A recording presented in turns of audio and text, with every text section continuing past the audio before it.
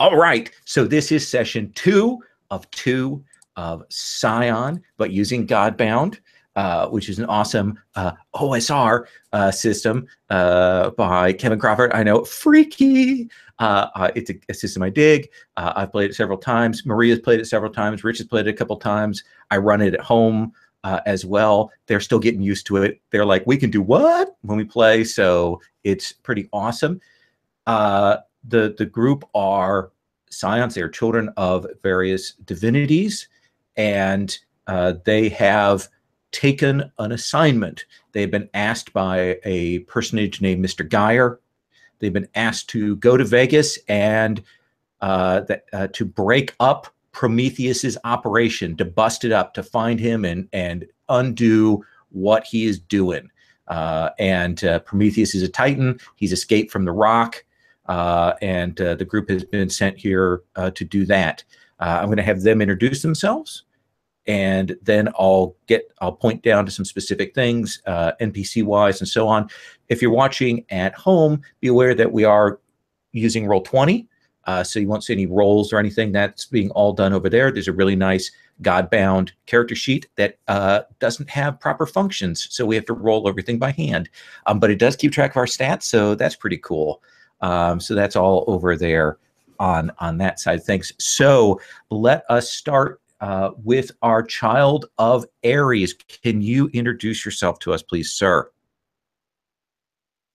You bet. I am playing Roman Dunamis, who is the son of Aries, as you said, which means that his domains are endurance and might.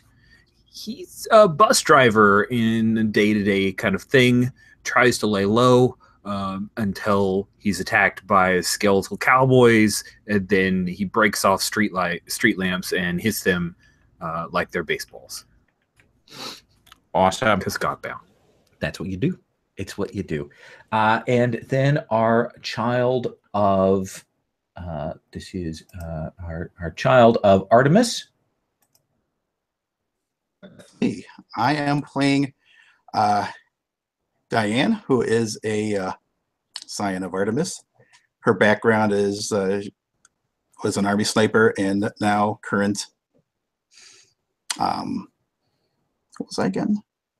Oh yeah, I'm a guard of a wilderness preserve in Africa, based on the true life. Oh, I've already forgotten her name. Who am I based on? God, it was a real life person whose name escapes me, but anyway, we have an awesome picture. Yeah, so yeah, that's who I am playing for now. Gifted in alacrity and health, so I can heal by the power of moonlight, and I'm also fast as shit. Yes, awesome. And our Scion of Shenong. Benjamin Yang.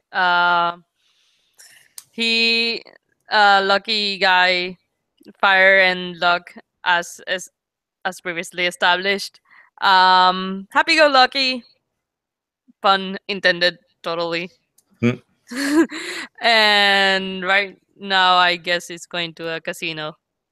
that is what is going on. And our Scion of Mashiman, whose name is also Mashiman. I'm Mashiman Junior. Yes. Junior, right. Since we appear in any body or in any appearance we want to, we don't care about names that much because we change them as often as we change our appearance. So Mashiman is a Mayan god, also known as the trickster, and so am I. I'm a student of anthropology, and I have studied everything about humans, and sometimes too much. And so because I'm sometimes a little bit too smart for my teachers, my grades are not that good. And but I have good friends, like a bus driver who happens to be also a Scion. Then there is this very lucky person who is sometimes around me and helps me going on heasts. And well, yeah, because I am the god of deception, or the son of the god of deception, you will see me in all kinds of appearances. Currently, I'm a policeman. Before, I have been a burlesque dancer. Let's see what happens tonight, going to a casino. So the group rolled into Las Vegas. You were given executive suites at the Red Rock Casino and Resort. And you arrived there. You were treated VIP status. You have expense accounts. They waited on you hand and foot, providing you food, new clothes, all of that kind of thing.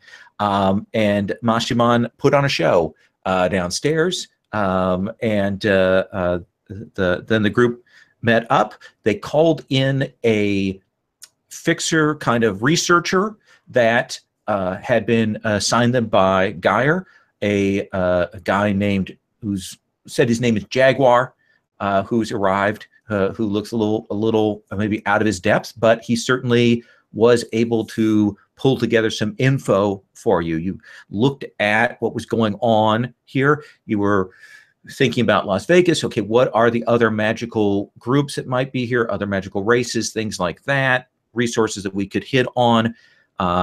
So that's sort of out on the table for you guys to spin out as you will. But what you found out was that there were an unusual series of traffic accidents that seemed to be perhaps being manipulated. So you went out on the strip and essentially followed the lines of fate and chance and found a group of gremlins who were sabotaging one of these boxes for the lights. And some of you went after the gremlins, and some of you went after a strange cowboy figure that you saw standing off to the side. And when two of you approached him, you saw that, in fact, he was a skeletal cowboy-like character. I'm going to show you a picture in roll 20. You should be able to see that image there. Essentially, that's sort of what he looks like.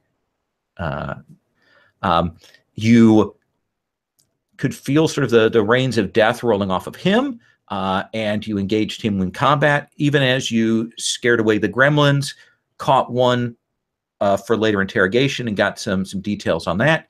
You were able to take down this skeletal cowboy who, once he fell and effectively died, it looked like something had been done to him, and he bled out some kind of strange black blood, which you got a sample of. And so what I heard sort of at the end, a couple of different things. One was earlier on there had been discussion about trying to track down the goblins that are around in Las Vegas. It was mentioned that there were goblins and kobold overseers who might be around. But what was sort of immediately on target was the fact that somebody was using these gremlins, the fact that you had this blood, and that might, depending on the resources that you have, might be a way to track some things. You talked about going back to the fixer to get more information and maybe ask him about who to go to about finding out about the blood. And Benjamin went off to a casino. And I believe that Mashiman was kind of clearing the scene so that there was no sort of follow-up problems. Yes. Okay. Am I missing anything vital from that? I recall, did you mention the Riviera connection? Yeah, that was the place with the I believe with the kobold overseers are there. That's where they had their hangout. Am I right on that? I think that's what That's what I recall. Yeah. And the Riviera is a cheesy place at the far end of the strip. It was shut down a number of years ago for black mold problems, and I stayed there once, and it was not nice. So that's the place where they're at. So that's where we're set up. I would like to start with Benjamin. Yes. And if that's cool with you guys, Benjamin, what are you doing? You said you're heading to a casino. What do you want to do? Remember last session when I said I was gonna ask a really stupid question? Yes. And I decided not to ask it? Yes. I am going to actually carry out that question. I am going to gamble and use my use a miracle to imitate unfailing fortune. Absolutely. You can commit your effort for the day, and you can determine your results on any game of chance. And gambling, and yeah. So tell me what that looks like. What do you do? What's your attitude? What are you hitting? What's going on? I'm just basically winning all the games, and I'm guessing at one, and it's like the effect only, like if anything was visible of the effect, it would be at the very beginning once I commit effort for the day for that. Mm-hmm. But it's like an uncanny sense of this guy is winning everything. So are you moving from game to game then? Yeah. Okay. And I think at some point there might be people going after me for winning too many games at the casino. Yeah.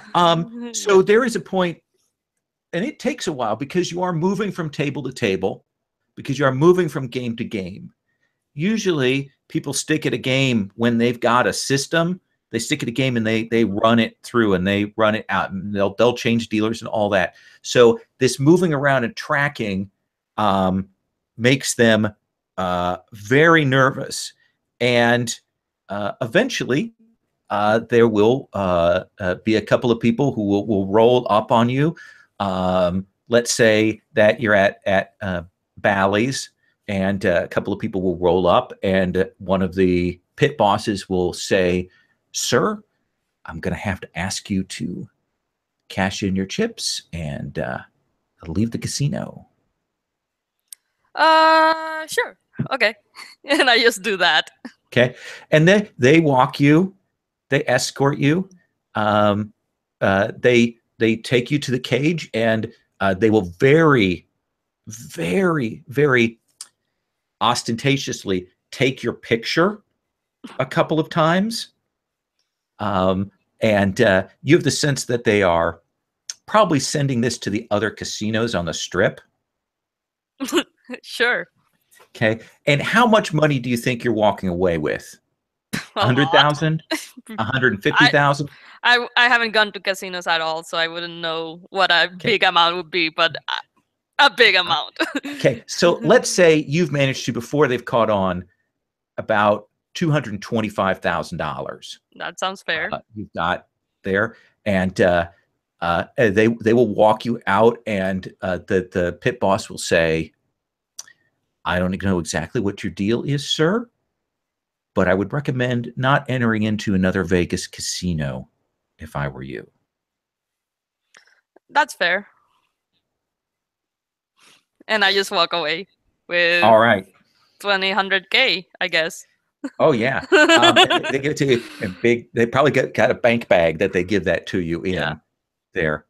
They give you a complimentary hat and T-shirt as well. So yeah. So part of my plan was to get the attention of people. So if the intent was to get, if Prometheus is around here, better get his attention than trying to go on a wild goose chase trying to find him. So that was my main intent on that. All right. And I'm going to follow up on that when I come back around to you, because there will be a black limo that will be pulling up in front just as you're coming out, sort of inexorably clearing the way, and the door will come open. But we'll come back to you on that. Mashiman, the police do arrive, the regular police. They think you're a police officer. They will be bundling up this corpse. They're checking on the minor accidents and things. What do you want to do? Do you want to stick around with that? Do you want to head out? Do you want to change the circumstances? What do you think? Yeah, like who's better to ask than the police? They should be aware if anything unusual is going on. So I try to make them talk and appear as normal as possible until then, talking about the hamburger I was eating and how much traffic is going on tonight, and that there's this certain smell in the air, and it's because of the time of the year. And they know exactly what I'm talking about, I'm sure. Oh, yeah. I get information, I'm sure. All right. So let's see. Let's have you roll. This should be very easy for you, but a charisma attribute check, which I believe your charisma is. I'm not so fast, unfortunately. But I try. Yeah. Your charisma is a 16. Charisma. So you need 16. You need to beat a 5 on a d20.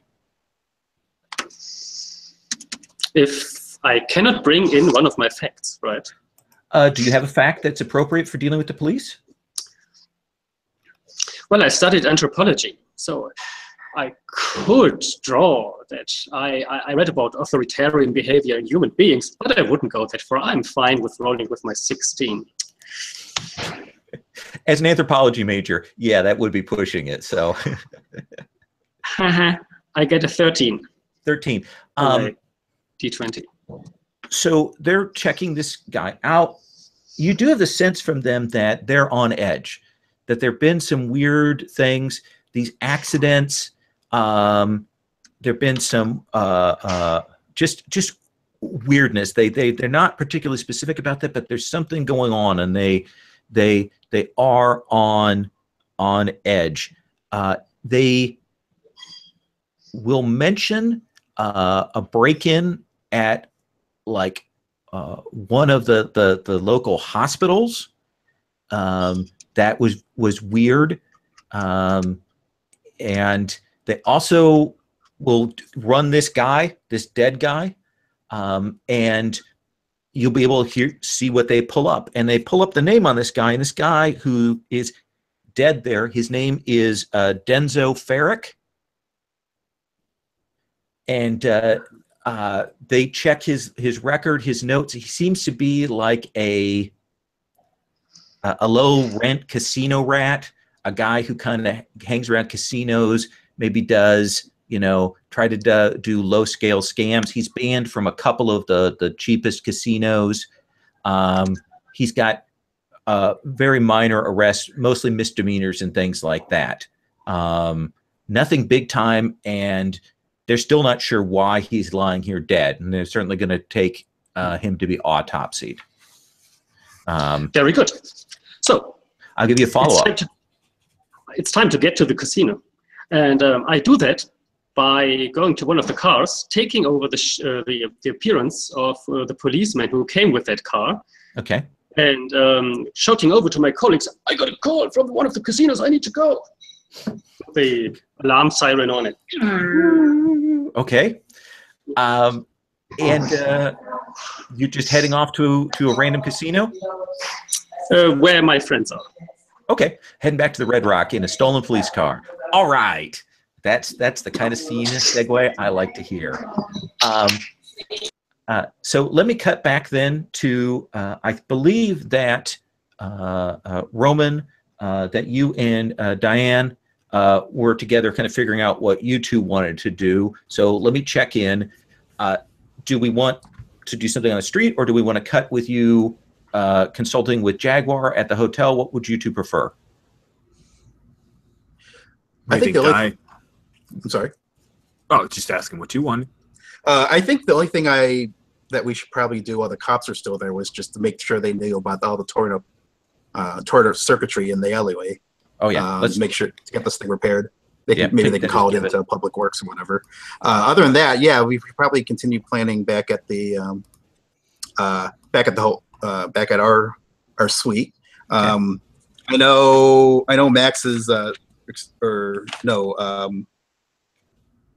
Ben was setting up a diversion, or setting up basically setting a bait, making a spectacle to attract hopefully at least some agents of Prometheus. So we should probably like keep tabs with him at all times. Keep track of where his location is at, like where he's getting kicked out of at the moment. And but otherwise, go back to our suite and plan our next step. Maybe do something with this guck we picked off, Mr. Ferrick, and proceed from there with the help of our fixer guy. Okay. So Diane, Roman, you're there. Jaguar, when you come back, you can see that he's again made himself another little plate from the sidebar. He's taken like all the pineapple because it's really good fresh pineapple, and he's eating that. The suits that you guys had asked for have been delivered. They're all laid out on the beds. All the stuff that you requested has been provided. And when you come in, Jaguar will, swallow down, and he'll be like, "Well, so what'd you guys find out?" Well, we found this, and then I'll hand over the blood sample to him. Here, very carefully. We found a gunman who he was. Am I correct in remembering? Did we figure out that he wasn't a Scion, but was somehow empowered by Scions? Is that correct? Yes. So some mortal got jumped up by one of our kind, and he was coughing this up as he dissipated into death. Oh, kind of seen this very before? carefully sets it down. Yeah, don't get that in the mashed potatoes there. Oh, moves it. So yeah, no, I don't know. No, that's not something I've seen. Yikes.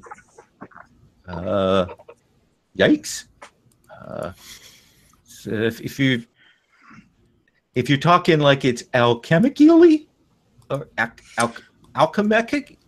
alchemy, Sure, makes sense. Then I know there's some dwarf makers around in town. If you're looking for somebody to do sniffing on it like a bloodhound, I know there's some werewolves. So, either one of them you could call. I take it this is something I couldn't check myself. Is that right? I don't think I had anything. I don't think you had any gifts that were specifically to like tracking sort of magically. Right. Yeah, I'm liking the. Yeah. What do you think? Cuz should we just trace it right to the source, or the door? I guess the dwarves could tell us about potential buyers of materials that could have led to our the guy we tangled with earlier. What do you think? Yeah, dwarves could work. Yeah, I seem to get along with werewolves pretty well though. But 6 of one, half dozen of the others, fine with me. Well, I think the werewolves would probably be the more direct connection. Plus, I'm curious to see if they happen to lead to the Riviera or not. Is the Riviera closed in this world, in this Las Vegas? Is this still operational? It's still operational. Okay. So that might be what we end up needing. It's the world of darkness, obviously. Yes, so all the crappy Right. casinos are still around. Clean the yeah. So he says, "Well, I could call the werewolves, see if they could send somebody over." Yeah, that sounds like good. Yeah, that's a good idea. Like a wolf Thanks. signal you send up there, Jag. No, I have a number. They do consultations. Great. It's very enterprising. I love it. Okay. And he will call, and he will speak with somebody. You see him pull out a little book, and it looks like it's like an English to Gaelic translation thing, and he's very no,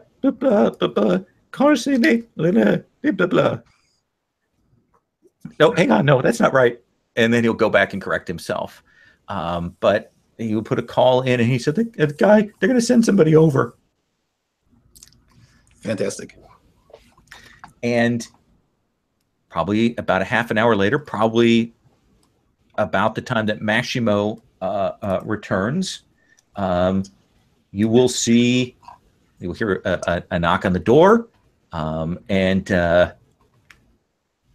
you open it, and you will see this guy come in, dressed in kind of like a monk's outfit, like a priest kind of thing.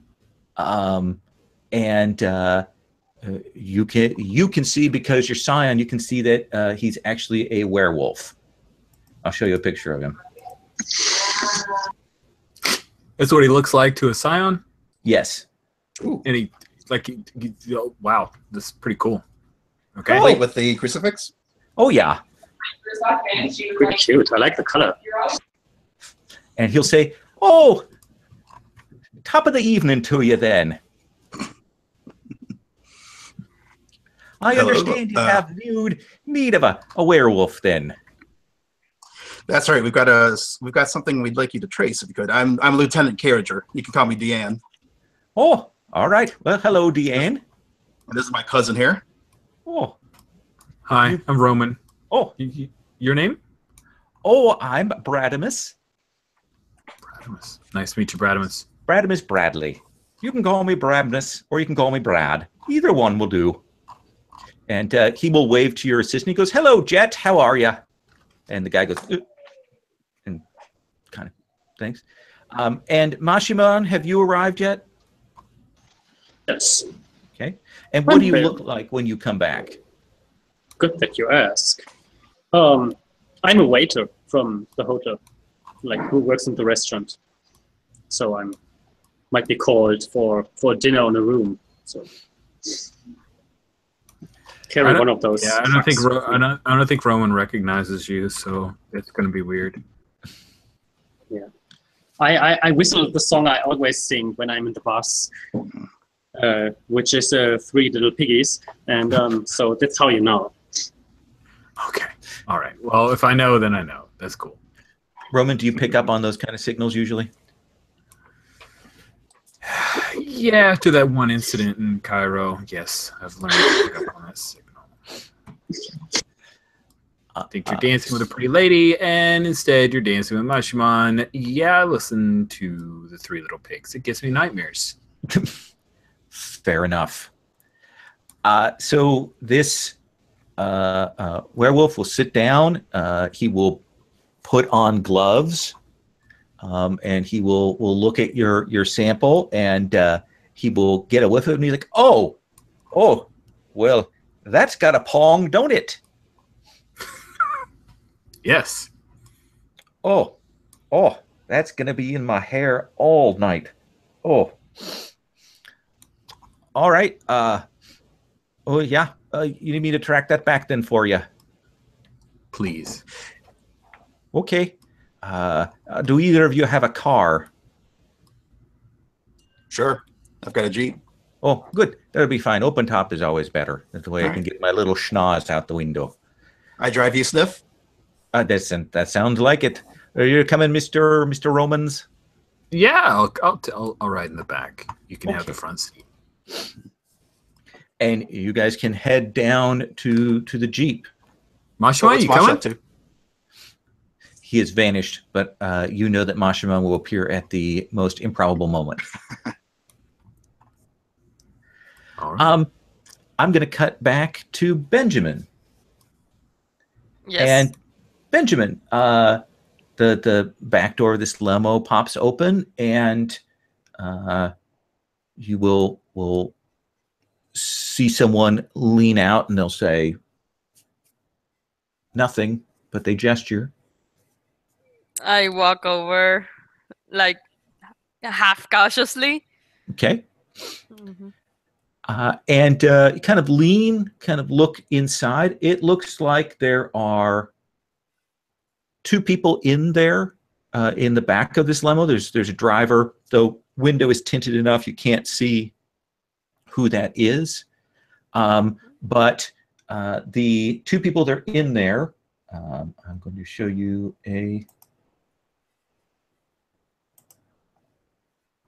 have a kind of a Norse dark elven look to them. That sort of pale aqua blue skin, the black eyes, the long hair. It's very cold in here. They look like twins, male and female. And the woman says, "Can we give you a ride? Could we do that?" Sure. Please get in. All right. I get in. The guy keeps quiet. He's just kind of watching the woman as you sit. Mm-hmm. You're new in town, aren't you? Yes. And raising a ruckus so quickly. Yes. So are you here just in the pursuit of wealth, or do you have other plans? A bit of both. A bit of both. So business and pleasure then. Yeah, you can say that. And I just did. So there we go. So my brother and I, we keep an eye out for people, gifted people, especially gifted people like yourself that arrive here in Vegas, new in town, get the people who've just gotten off the bus, as it were. And we try to help them, help orient them, find them paths and places and directions for what they need. Perhaps you're looking for employment. I do know people who hire people with your particular skill set. All right. Who? Depends on exactly what kind of thing you're looking for. Are you looking for long term, or are you looking for short term? Are you looking for something in the moment? In the moment is fine. Perfect. That is perfect. All right. See, I have someone who is definitely could make you an offer, a significant offer. And if you'd like, I can take you to him right now. Do I know this person, or can I know who we're talking about? I don't think you would know his name. All right. I don't know if he even has one anymore. That sounds good. Let's try that. Oh, well, great. And the brother kind of looks at her like, that seems a little odd, but it's a world of oddness. And so they will drive off, and she will like open up that middle part with the drinks thing, and she'll say, "Ambrosia, mead." Nah, I'm actually not supposed to drink. Fair enough. Fair enough. That's. But I always have to try when these things happen to see what can be done. And she will. The car will drive down the strip and kind of go off the beaten path into more towards the heart of Vegas, and it will stop at what looks like maybe it was a clinic of some kind, like a hospital or a clinic of some kind, but it does appear to be like closed down. All right. And she will say, "Shall we go?" Sure.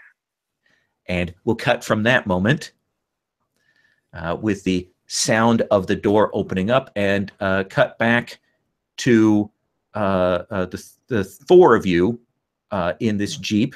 Bradimus is, of course, leaning his head out of the Jeep. Okay, you see him trying to keep his tongue in, but he is doing that, and he is sniffing as you go along. Mashiman, have you changed from your appearance of the waiter to something else? Yes, I'm the student now again. Once in a while, it's good also, especially for my friends, that they don't get too confused. Yeah. That seems reasonable to me. Ah. I'm here. Okay. I'm here. And I'm gonna let you get your camera in order before I move on. There we go. Okay. Yes. he will drive, and you'll kind of go down the strip, and he will follow things around. And as you kind of expected, maybe certainly on your radar, he goes to the Riviera. And your Jeep pulls up, and unlike the Red Rock, where they were immediately there taking your bags, being nice, there's this surly porter who comes up and it's like, "You're checking in?" We're here for the casino. Okay. Just the valet's there. Give your keys. Welcome to the Riviera.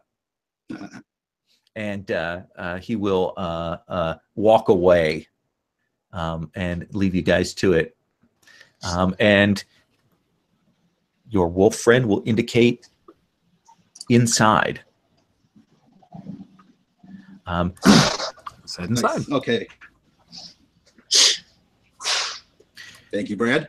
I'll go ahead and hand off the Jeep to our valet. Tip. Okay. No, don't tip yet. Tip when you get the keys back. Right. And from there, I also say it's good. Glad I decided to try on this new suit. I figured since we're likely going to be heading, since I suspected we'd end up at a casino of some kind, even a crappy one like this, I figured I might as well try out the new suit. You look good, cuz. Thank you. Yeah, it feels good. Good tailor shirt. Can barely. Yeah, can't even notice the guns. But I don't say that too loudly. Right. So I guess we just let Bradibus lead the way. Okay. And he will walk in. Mashiman, this place is so bright. Everything is mirrored. Every single light is amplified and reflected multiple times. Every one of these machines is giving off light, flashing lights and glowing lights, and it is unnerving to you. It's ugly. Yes. Oh, that's Vegas. But that's not bothering you. Put my No. Get your hoodie up. yes. Your Wolven associate will walk you through the casino. It's a labyrinth. I mean, once you move in away from the doors, again, you lose sight of that. There are no clocks. It's no easy way to say where the visible exits are. There's no signage of that. But he will wander until he gets back to a set of doors. One looks like it kind of goes off into what must be sort of housekeeping for the casino, for this wing. But another one seems to go off to the mechanicals, the electricals, the furnace, that kind of thing is off that door. Both of them are going to be alarmed, probably a key card thing, but he'll say, this stuff, at least this batch, goes to there. I have to get through there then. Does that seem good, gentlemen? Yeah, that's a great lead you've got us onto here. I wonder if this is the time to get Ben back in the circle here, because I'm not much of a lockpicker. What about you guys? I pick him with my fist. Well, I don't think we're ready for that yet. Yeah, me either. Thank you, Bradimus. You were excellent help, and make sure that Jag takes care of you for your normal fee. If not, let us know. Oh, I've sent it electronic billing. I'll do that for him. Then it's all good then. Yeah, 5-star rating on the way. Yes, thank you. Just one thing. Can you tell me which conditioner you use? Don't use really conditioner. Good. Your fare is perfect. Oh no, it jams in there. So yeah, you can't get that. Anyway, So Diana, you said you're going to give him a 5-star review. Would you do that on Yelp? Oh, That was for you, Bradimus. That was for you. he winces and moves out. So I heard that you're going to call Ben. Yeah, I figure maybe his lucky ways can get us in here. Then I think that's somebody- the perfect crosscut. Ben, this woman has opened the door, signaling, "Let us go into this. We'll lead you into this den." What does your ringtone sound like? You'll never see it coming. Okay. And that does kind of bring her up when she hears that ringtone. Your phone. Oh, okay. I need to get this. Hello. Certainly. Hey, Ben, we're at the Riviera. Okay. I shout from the back. We need to put some fire on something here. We need you here. We've got a electronically locked door. We've been tracing the scent of our dance partner from a couple hours ago. All right. The shadowy one. Give me like 10 minutes. Sure. Yeah. Yeah. We can blend in until then. All right. You need to tell him 8, otherwise it takes 15. I know him. Yeah, well, we're at. I just described where, like, roughly where in the Riviera we're at. The casino floor. You're next to the big flashing Big Bang Theory slot machines. Oh yeah, got all the faces on there. They roll through. Okay, got the catchphrases when you hit the jackpot. Keep hearing like bazinga, bazinga in the background over and over again. And when you lose, you hear they're there. So Ben, you've taken this call. These 2 dark elves are waiting anxiously for what you're going to do. Okay, so what's the deal here? I hung up and didn't say that. So we're going to take you inside to our contact. Okay. And she will step out of the car. He will step out of the car. Do you follow? Or yeah.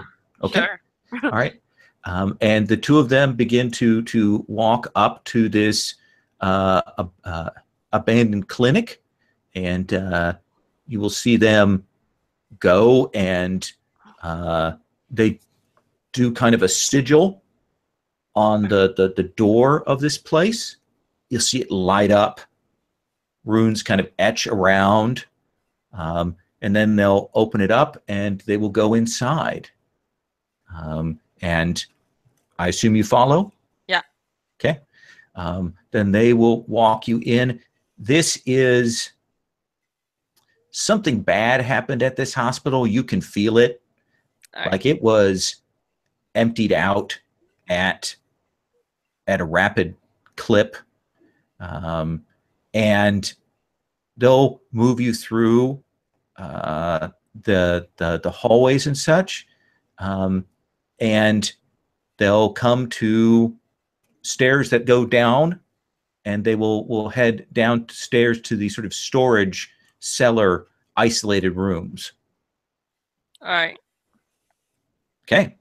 And you will go downstairs, follow, and come into a room, and you will see that there are 3 figures standing there in sort of weird leather dusters and sort of cowboy looking outfits.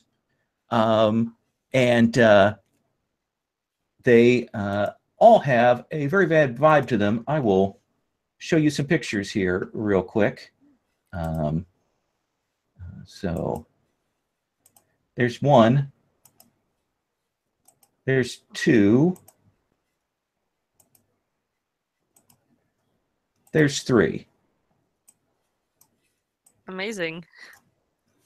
And they turn and look at you, And one of them goes, "Ah, fresh blood. Excellent. Good job." And you'll hear a kind of slamming of the doors at the top of the stairs. Okay. Okay. So I'm going to come back to you in just a second. So what kind of legwork are you three doing here at the casino? You know it's going to be a bit before she's going to arrive. Tell me what you would do, Roman.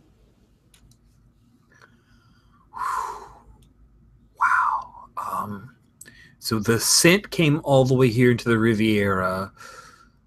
I think I would probably try to stay casual and loose and keep an eye on people who are moving around, see if there's anything that sticks out. Scions often stick out, right? We mostly fit in unless you pay attention. So that's really what I'm trying to do, is just keep an eye, see if I pick anything among the people that looks out of place.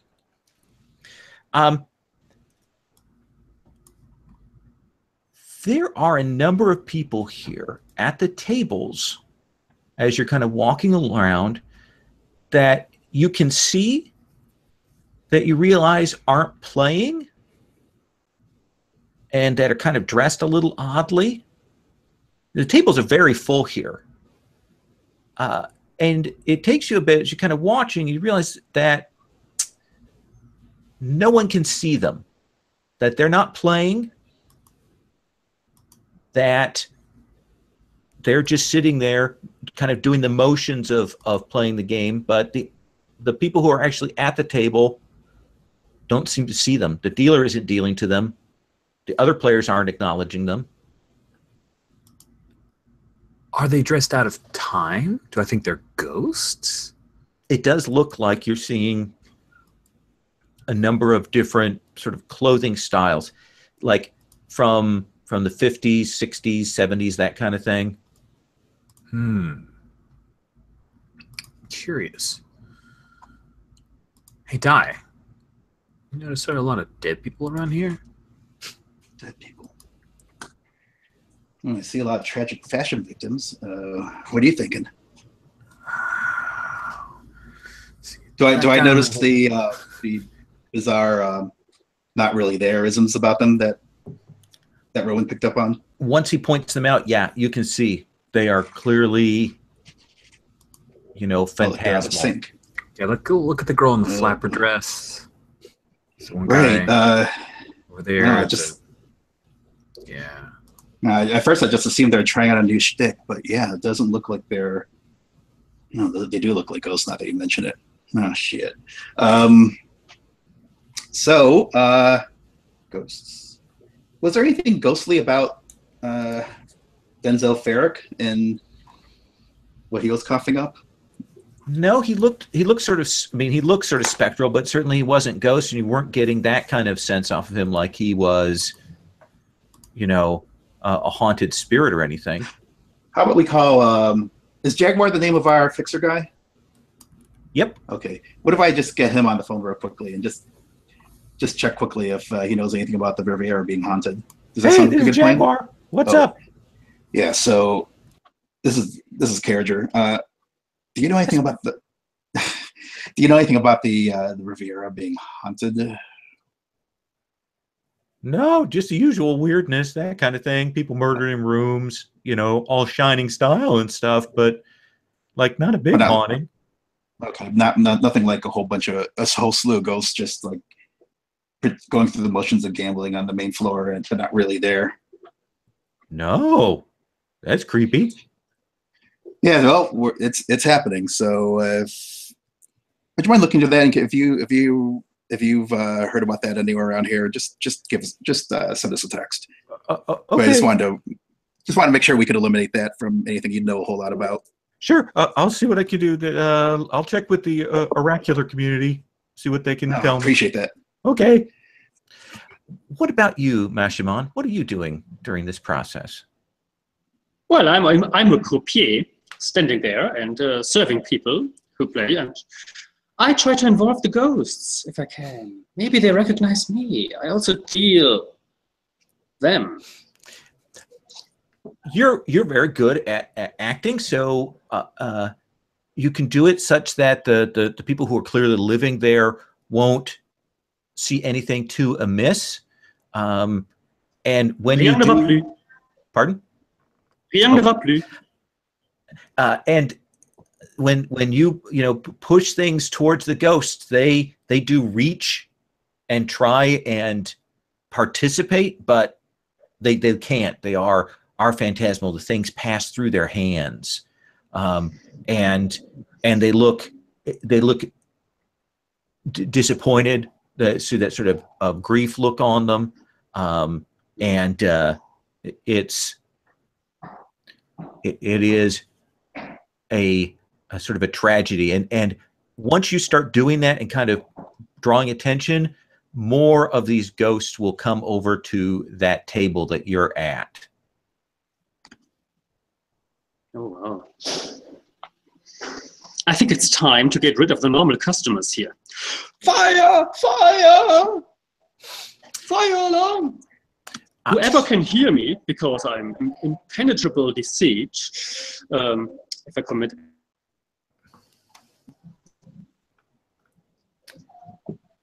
Yeah, let me look at the info on that. Pardon? Let me look at the info. Okay, so you'll commit your effort. So one of your effort is committed to that, and everyone who hears you speak at that moment will believe it. So it'll probably be this table and most of the adjoining tables. Roman, you and Diane are kind of talking about what to do next, and then you'll hear the scream of fire, and you will see these tables. People get up and run, and there's a panic here, and people are freaking out, and they're knocking people over, and ashtrays are getting knocked, and waiters, trays and rings, people are running, ghosts are running every which way. Okay, they seem to be reacting to that, and that sort of, there's a contagious spread of this panic that goes out because it's in a casino, and a fire in a casino. It's enclosed in fact. Riviera is a death trap as it is. Oh my God, what's going on? And it's a madhouse within moments. Now let's get the lights off. Okay. So we'll come back to that in just one moment. Ben, what are you doing? Okay. So what's going on? So what's going on is you've walked down into this basement. Mm-hmm. There are 3 of those Cowboys, yes. cowboys. They seem to be looking and eyeing you hungrily. There are a couple of dark elves there as well. Okay. So it looks like they might try and do you harm. All right. Wait. I look at the elves. Is this a job, or what is this supposed to be? She goes, it's our job. We bring people like you to them. Okay. I know where I can find more people. Can you let me get them first? And the 3 of them say, no, honey. This one goes, we just need a little drop of your blood. That's all. Just kind of come on over here. Give it to us. Pardon? For what? For letting you live. Why do you need blood, though? And one of them is kind of starting to circle around, like moving to clearly to try and get behind you.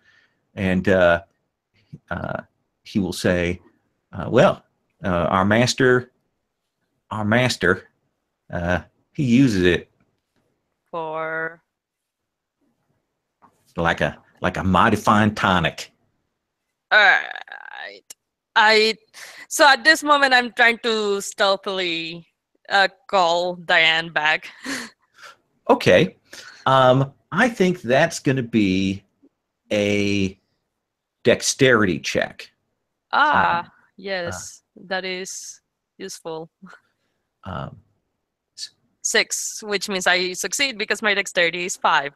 Well, Okay. my check is 5. Check is 5. So, Diane, you are are there. You kind of seeing something has happened. You hear the panic goes on, and your phone rings. What's your ringtone? Oh boy, I'm gonna say probably something African, honestly. Yeah, let's go Like with Toto's Africa. that. Sure, let's roll with that. Okay. The greatest song ever written. So there we go. I will answer as I'm ducking under a table to kind of like lay low until the place gets clear. Yeah, crashing sounds. Meantime. Tables are getting knocked over. Chips going everywhere, and you'll hear, "Oh well, come on, honey. We just need a drop of your blood." Oh, hey, guys, Ben's in it. We gotta get to him. Did Ben let us know where his last location was? Well, I'm guessing. Does Does the phone have GPS or something? Like, do we have fancy phones? You tell You me. must Do have you a fancy fancy, I phones? imagine. Because I don't think the phones themselves would be fancy, and I don't think you would have the location just by what Ben told you. Okay. Yeah, I would have been at least trying to keep track of Ben because Okay. Yeah, I guess it depends on So whether tell you me how you moved- would have, because you did mention that you wanted to keep track of Ben. So you established that as a detail before. So I'm cool with that. You Okay. just tell me how you would be able to trace Ben. Really, I would have just been like, just every time we were in touch, I just asked him where you're at now. So as long as we've been in communication, as long as you haven't moved to a different building since the last time we talked, Yeah. I should at least know generally where you're at. So it would be contingent on that because I know I don't think I would have had the foresight to like put a tracer on you or anything like that. Yeah. So I guess the question then is it a reasonable retcon to suggest, Ben, that you mentioned your location when you spoke with him on the phone, or Yeah. Well, yeah. I'm just. if you're cool with wondering- that? Yeah, I'm cool with that. I'm just wondering if the Dark Elves would have noticed beforehand. Oh, that's right, because the Dark Elves have been with you the whole time. That's a good point. Yeah. Hmm. So maybe they knew this already. So I'm fine to let the retcon slide. So Okay. I'm fine. It's just I'm just wondering if they would have reacted differently or would react differently now that they know. Nah, well, now they know because you've said only sort of after the fact that you have other people with you, which is not something they realized because you are on your own. So they're probably planning on getting out of Dodge, so to speak, before your backup comes, getting their payment. So they're running their own long con. So you get that. I do have to check. Robin, what are you doing? It's knocked everything flying. What are you doing? Helping people get out. There's like older people. The ghosts, I don't worry about them. Okay. But the people who are actually up and moving, conservative, trying to clear a path, moving tables, it's like tables, shoving them out of the way. Imagine whole lines of slot machines getting pushed with just one shove. Whoops, I got the Big Bang Theory knocks in it. Penny. Stays there. And then of course I'm looking for the fire because this plan was not discussed beforehand, Mashiman. So There's the one thing is, of course, the sprinklers haven't gone off because there is no sort of source of fire. People are moving. There's crowds in the lobby. There are officials coming. You don't see any fire. You don't see any smoke. I'm singing my song. Dan, dan, dan, the Three Pig song. Dan, dan. Yeah, so you might know. You'll see the croupier seems to have committed this hilarious felony. Great. Yeah. And you'll Time to get the lights off. and it does that seemed to have dimmed the lights quite a bit here because a lot of those things have been knocked over. I assume you guys will see Diana pop up after receiving the phone call. Okay. And that's where she hops on a table and announces that Ben, who ran off by himself and retconned to actually be in contact with his team, is in trouble. Pretty much. I wouldn't hop up at the table, but yeah, otherwise pretty much. Okay. Dang it! Come on, we're Scions. We can't hop on tables. What? Okay. And there is a swirl here. If you guys want to make your way out to get to your vehicle, Mashaman, is there anything else? Do you want to follow them? Do you want to cause more chaos here? What's your plan? I need to see where the ghosts are the strongest. Like they need to feed like some magical energy to appear here. So if it's getting darker, I see better and better, and so I might also see where the ghosts are coming from or where their power sources. Follow them. Okay. So let me have you make a wisdom attribute check, because this is kind of an interesting detail.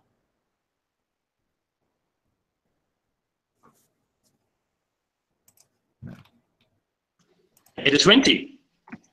Roll a 20. So you will realize, looking around at these ghosts, looking at their faces, and when it gets dim, you'll see a little bit of a glow to them. And you realize that they all have passed away from cancers, and they all seem to have like radiation marks, like radiation treatment, or they were around radiation before they died that caused the cancer. There's this weird sort of atomic glow that you will see when the lights dim here. Yes. All right, I'm gonna come back to you. Try to let friends know. Okay, they have run for the front door to go and help Ben. All right, Ben. You've gotten the phone done. You've done it quietly. You just edged out with that 6 roll, and they are going to try and grab you. What do you want to try and do here? Buy my friend some time. Okay, how would you do that? Okay, first I'm gonna try to talk, as in try to talk to them, to not necessarily to get information, but to basically as an in between. So basically making it seem like I'm actually trying to get information when I'm like just trying to buy some time. Okay. Yeah. So let me think how we're gonna do this. Why don't you make? Are you invoking any kind of miracle? Is there anything I need to know about how you're boosting this, or is this just conventional delaying tactics? As far as I'm aware, it's just delaying tactics. Okay, then I am going to have you make a charisma check. The margin of success will be how many of these 3 mighty foes you delay. All right. No, I might salt away the luck. Okay. I am going to do that because a 4 is terrible, and I want a better roll. 13. Okay. 13. That indeed goes above my check, which is 11. Okay. So you will get essentially the Dark Elves are kind of backing away because they know the score, and one of these spectral cowboys does go to grab you and is essentially going to try and do damage to you to knock you unconscious. So what is your armor class? So naturally it's 3 because I have a gift. So with dexterity would be 1. Okay. So let me do this. Oh, I have to roll. Oh, I forget that I have to roll in these games. So there we go. So this is plus that. So I'm just gonna give him my or can I give him my 4? I think I can. I think you can. Yeah, I can give him my 4 so he can fail. Okay. So in this sequence, it's a tight room. There are these 3 guys. Oh, you make a spirit save to resist the donation. Okay. Yeah. So let me roll for him. His save is plus that. Well, it's not plus. It's not plus. It's just that's you right. have to get over Okay. that. So which he did. Well, let me re-roll that because I did that wrong. I'm just gonna roll straight d20. So no. So you will do that. And what is it? What is the fate happen? What's this the change here with the luck that when this guy goes to grab you? Yeah. What is there around? Is it just me and some? So it's a basement. Imagine file cabinets, tables with some braziers and things like that. These 3 cowboys, the 2 dark elves backing up the staircase upstairs, maybe some shelves and that kind of thing. Maybe it's maybe he bumps into one of the shelves and a bit of it falls on him. Okay, so knocks back against that when he goes to grab at you. It looks like the other 2 are kind of blocked out by that, but they are going to come at you. I'm going to cut back to the Riviera. So Diana and Roman, you have made for the front door. How do you wish to travel then? Let's grab your Jeep. It's the quickest way out of here. Sure. Yeah, I'm waving down the one of the valet people. And okay. We'll say because it's the Riviera, because it'd be a beautiful plot thing, is they haven't even parked your Jeep yet. It's sort of sitting out there. There's a couple of other cars they haven't parked yet. It's awesome. So you like go to the valet's stand, and I'm like, no, it's over here. I'll grab it back, and no tip for them. Okay. Hey, man. And you guys will run off. Mashima, what are you doing? I think I learned enough. I'm still a fireman, by the way, and I also want to get into the Jeep. Okay. In this full fireman armor. Yeah, Mosh, come on. Okay. Damn. He's singing. Fireman jumps in the back, got the equipment on. You guys are in the front seat. Diana, are you going to drive mundanely, or do you want to use any kind of miracle? Do you have any miracles that would be applicable to this? Alacrity? Yes.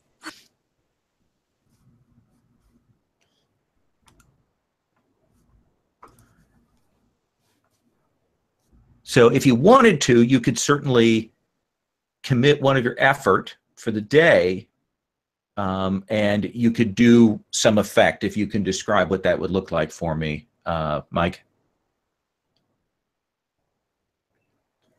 Right. So I'm sorry. What am I doing? So you have an option. I'm kind of stopping to explain that just because we haven't played Godbound before. Okay. So one of the mechanics is that you've got the word of alacrity. So if you want to create a side effect of some kind, you can do that by committing one of your effort. Oh, okay. I didn't. Is that the faster than thought gift, or is this totally different? You would make one up. In fact, essentially, you would say, okay. "I want my gift to allow me to do this, and if it seems reasonable, then it can work." That's the sort of improvised powers that you can do with your word. Oh, nice. Yeah, yeah, definitely something that would maybe let's call it something on the lines of Winds of the Chariot. Okay. Just making my vehicle like ridiculously fast. So what does it look like? Oh, I see. What is the visible effect? And I assume that you, Roman, and Mashimon grab on as this thing takes off. But what does it look like? This is visible only to Scions, I presume. Yes, we'll say that. Well, let's just call it like a manifestation of air elementally type horses that just kind of appear in front of the Jeep and just pulling it along with tethers that attach to. Okay. Yeah, and of course, because we've had the whole Wild West motif, you will see this stagecoach right. of ghostly horses. A team of those appear, and they're that sort of Greek, blazing phantasmal fire on their hooves, and they will, and it is just a streak across the city. You guys are kind of flying past and over vehicles here. People they don't exactly see this, but they know something's happening. So there's breaks and twists, and the traffic's already jammed on the strip. So that will kind of get locked up, and woof, like in the blink of an eye, Roman, this Jeep is in front of this clinic. Wow, cuz. Whoa. They ended up in a clinic. Like a blood bank? Is it like a blood banking type of clinic? No, it looks like it might have been an old, like a private clinic, or maybe like a radiation therapy place. Did chemo. Really? And it looks abandoned, though there is this limo out front. All right. So, Roman, we know that Diane's energies were given over to getting this thing here like lightning. Yes. What do you do? Ben's in trouble, right? Like, we didn't just, okay, cool. Right. Wherever that door is, I'm kicking down that door and leading us in there, ready to. Okay. So you will come in, bust through walls. You know that there was kind of a hollow sound like down below, and you can rip these basement doors off their hinges. Nice. Okay. And Mashimon, are you following behind him, or are you doing anything else here before I cut back to the basement travails? I'm following behind as a doctor. Okay. It's a clinic. So For sure. And high five. I love to have Scion friends. That was cool. So you two are at the top of the stairs. Diane is following up. So let me set the stage then for you downstairs, Ben. You're in this lab room. There are 3 of these super dangerous spectral gunslingers. The elves are moving about halfway up the stairs. You know it's going to be some time before they get there. You know you've got to delay them a little bit more. And even as you're thinking that, you'll hear the doors get ripped off upstairs. Hey, lucky me. Yes. So I'm going to have you take your action, and then I've got some bad guys to take their actions. So let's start with you. Let me pull up my character sheet again, and I will, surprise, surprise, conjure fire. Okay. So which is that an area, or is that a single target one? I forgot. I think it's single target. Okay. It's just wielding fire as a magical weapon. Sure. It's the base. Who do you want to hit? We've got the Haunter guy who looks sort of bestial, the Ronin guy who's armed with both the guns and swords, and then the Storm guy who you can see the air kind of whipping around him. Whoever is between me and the door that just got smashed. That would be the Storm. So all right. Let's have you make your attack roll. Base AC for him is a 6. All right, so D20 plus my dex and base attack bonus is 4, so and 10. Do I want to solve that? Gonna salt that? I am debating. Sure, I'll solve that. Okay. All Where are right. you at? Where's your you're at so Well, the thing is with salt, once you do it to someone, once you give away your die, the effort comes back. comes back. I think. That's right. That's right. So it Yeah. doesn't cost the effort. So Okay. it's really good. Okay. So you'll salt that, And no, that didn't hit. and the fire will whoosh past him, and they are going to go. The dark elves are going to bolt. So Roman, you're at the top of the stairs, and you will see these kind of blurs as these two dark elves sort of speed line kind of burst into the room. They don't get past you because they do have to kind of stop, but that sort of elvish speed and grace that they have means that they're in that room up there with the three of you, and they're clearly looking to cheese it. Nice. So that's where that's going on. I'm going to resolve now. The guy, the storm guy, you will see he will pull out a gun and goes to shoot you. So your AC is a 1, I believe, right? Yep. Okay. So let me pull that up. Oh, I've got too many windows open. There we go. All right. So that's going to be that. So that is going to hit. Yeah, and if I give him my salty die, it would hit anyways. Okay. No, it would be a 20, so he wouldn't break 21, or it wouldn't hit. No, 21. it has to be 20 or above. Oh, okay. Yeah, so Okay. if it hits 20, then yeah, it hits. All right. So he will hit you, and he is rolling this +2. So he's going to do 4 points of damage to you. Oh, good. It's not straight. It's not straight. Not for him. The other ones. Oh God. Uh, All right. one of the- Where's my HP? It is. Why is it a third? Okay. you would have healed up from last time. I mean, I did. I don't. Did I take damage last time? I don't remember. I don't think so. Okay. The Ronin will move to. He's got gun and sword, and he moves up on you and brings that blade down on you. We'll see if he hits, though. He may not. And he will miss. So he slices through a table. I mean, it goes right through this metal table, and you don't even hear the sound as the blade hits it. It just goes through, and the table falls. The other guy, the third one, he's making a phone call. All right. All right. So now we come to the next turn. I'm going to start in order with top of the stairs with those, and then we'll move down. So, Roman, what do you want to do? Stairway going down, sounds of a fight down there, crackle, electricity, 2 dark elves. That one dark elf girl's pretty, but then down the stairs, the fight's Okay. where it's going on. They're trying to cheese us, so they're obviously not hurting Ben.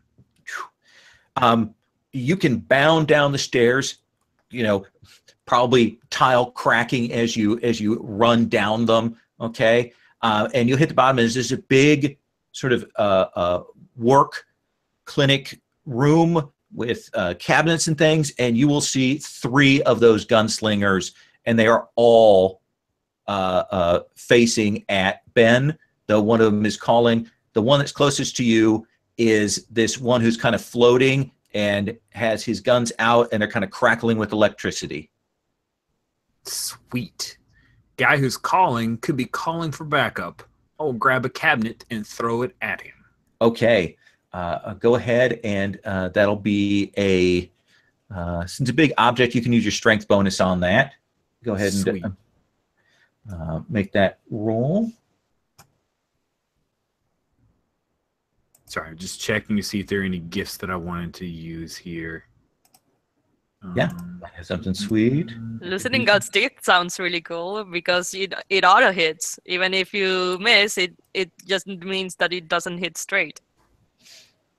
Ooh. Okay. I'll give that a shot then. So I am rolling. You said I can use strength, so I use my +4 modifier. Plus your base attack bonus of 2. Okay, so plus 6. Plus their AC of 6. Okay, so 6. So I did not realize there would be this much math. Hold on. 6 plus 2 plus 4 is like 12. Okay. It is in fact 12, yes. Rolled an 18.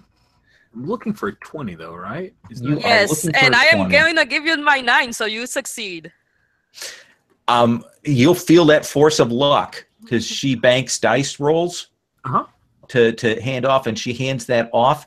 And so what twist happens that this cabinet does hit him? I'm guessing it ricochets, like it hits the back, and then it was so forceful that it goes back and it hits him from the back. Boom. So go ahead and roll your damage roll, Rich. What is that? What do I roll with damage? D12 plus 4, and this is straight. Yes.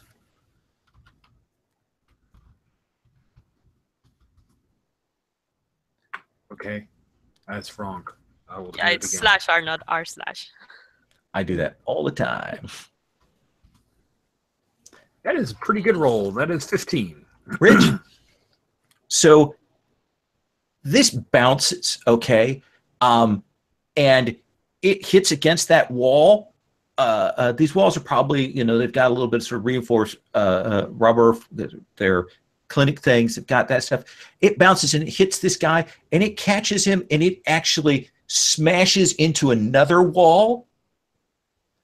And Wizard of Oz style, all you can see are boots sticking out from under it, okay?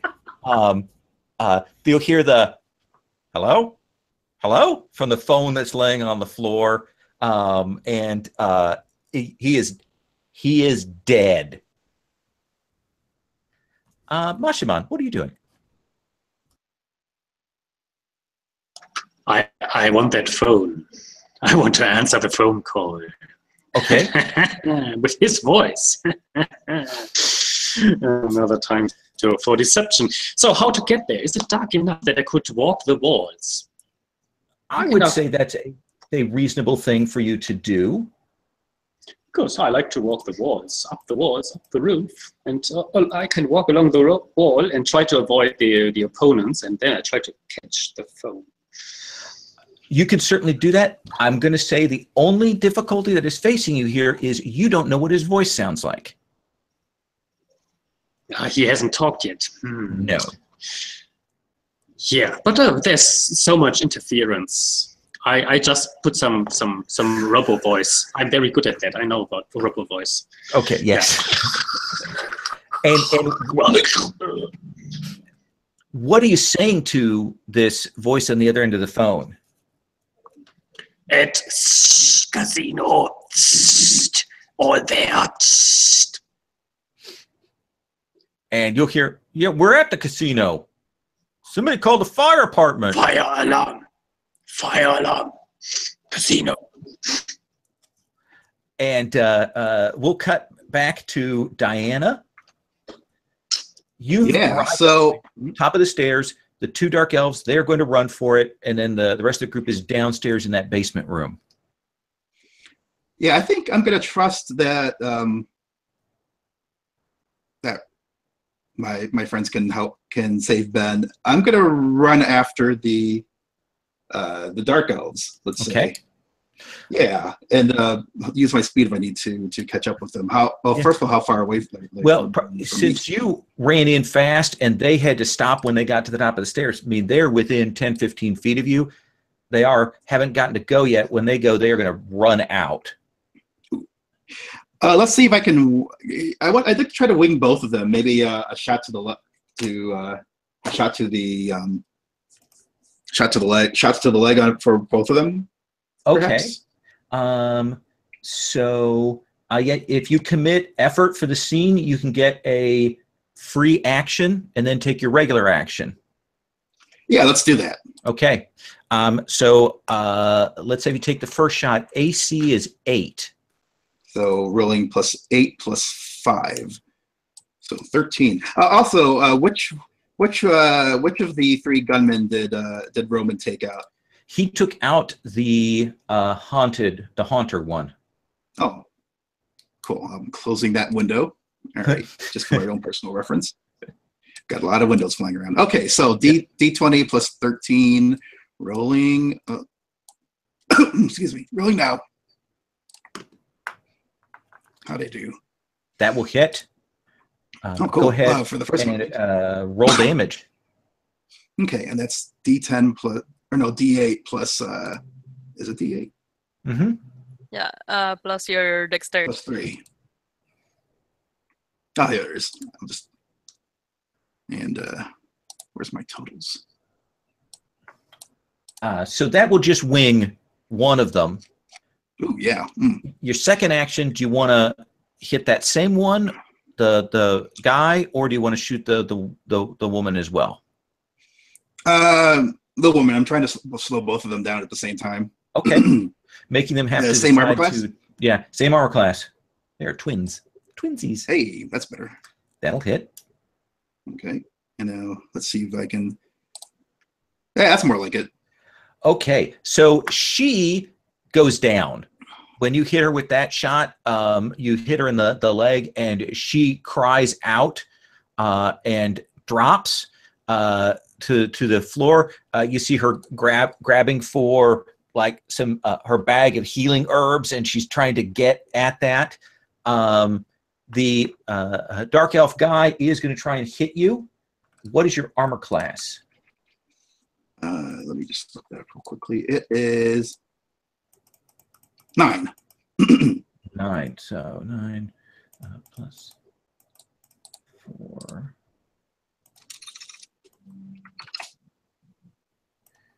So he will just hit you, and he is going to do 1 point of damage to you. Okay. I keep track of damage on this. Essentially, he rushes at you. He's got like he pulls out this Norse dagger, and he just clips you. And you see the look on his face as he realizes this is not going to go well for him. All right. Meanwhile, downstairs, we've got the Storm and the Ronin. I think the Ronin is going to go for you, Rich. Rich, what is your armor class? AC is... I had this much trouble last time. 9. 9. I am easy to hit. So he will hit you, and he will deal 3 points of damage to you. And he leaps and he cuts across you with that blade, and it cuts deeper than you expected it to. The other guy, the storm guy, is going to throw lightning at you, there, lucky one. Yes. So your AC is 1. Yes. And so he will, and there's a crackle essentially as he fires, and lightning shoots out. And that hits. He will hit, and that is, his thing is that plus that. Is that a D10 or a D8? It's a D8. It's a minimum of 1 plus that. So that's going to do 4 points. All right. So hits you dead on. Wait, 4? Yeah, 8 plus 2. Oh, okay, because I didn't see the plus. Okay. Yeah, so I was just hitting the fast roller for me. Okay, there. that's fine. That's okay. So yeah, you'll take 4. Wow, he's been rolling well. I think I skipped your action too, Ben. Yeah. Let's have you do your action, and then I'm going to have you start the next round. How does that sound? That sounds fair. Okay. Fire on the lightning guy, I guess. Okay. AC is 6. All right, so Same AC as before. Salt the luck. Okay. And that Nice. hits. And your damage? My damage is D10 plus my dex, so slash R plus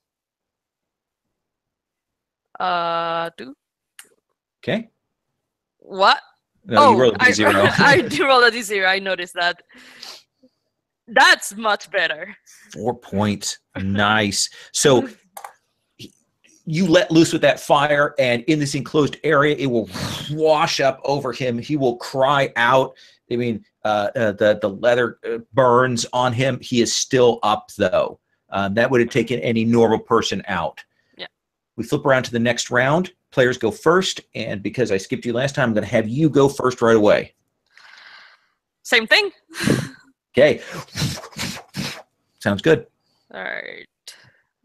Let me not roll a... Okay, that is a miss. Okay, so he ducks down to get behind a cover, and essentially you melt sections of the wall. Glass goes dripping down. There's the beakers. They just... Everything goes up. There's probably a Bunsen burner thing in here that goes up.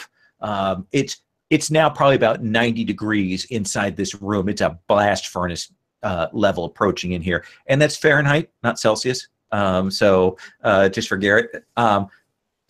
Roman, what are you doing? All right, so we have how many left right now? I'm sorry. I just want to make sure. Okay, so she's firing on the storm guy who is over there. She's got him, and then there's this the Ronin guy, the guy with the blades, is on you. Oh, right. Yeah, so I should deal with two of them. Okay. Yes, just the two of them. That sounds amazing. I think that it's Fists of Black Iron, right? So he attempts to. He's got his big Ronin swords. So I'll just clasp my hand. Unarmed attacks made with both hands. So it's one of those like. Yeah, that's exactly what it is. So perfect. We'll see how that goes. So his AC is a 6. Okay.